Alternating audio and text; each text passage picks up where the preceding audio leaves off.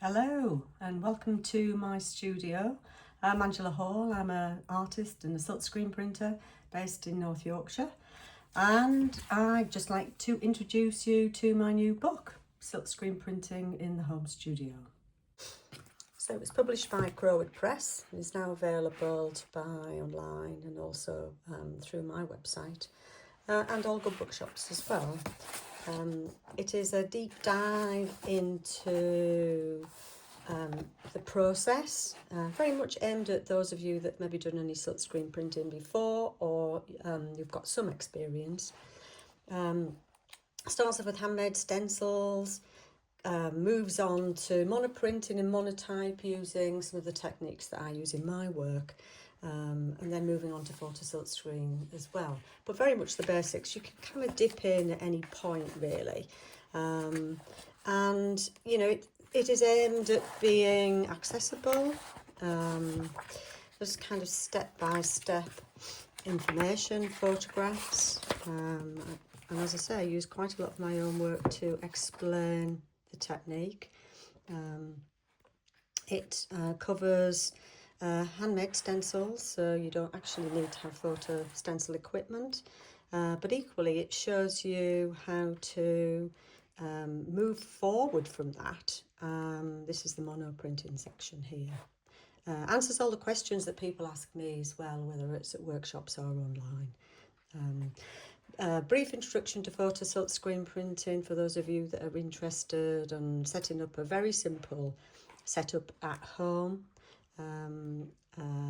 With again quite basic equipment, things that you'd find around the house or very easily online. Covers making stencils. There's photo troubleshooting for photo silkscreen in there as well. And I guess it's a kind of starting point for you to experiment with the technique, which is so accessible. And find new ways of doing things. I cover a kind of little section on design basics, how I construct my work as well. And then I've kind of moved on to like combining different kinds of stencil materials. There is a vinyl section on creating digital artwork as well, although that isn't something that I use in my work, because all of my prints are made using hand painted stencils, but I do feature other artists in the book that do make their work in this way. There's also different kinds of projects which you could try out as well, just to test yourself. This is a profile on James Bywood, an artist from Leeds who creates his work digitally using iPads.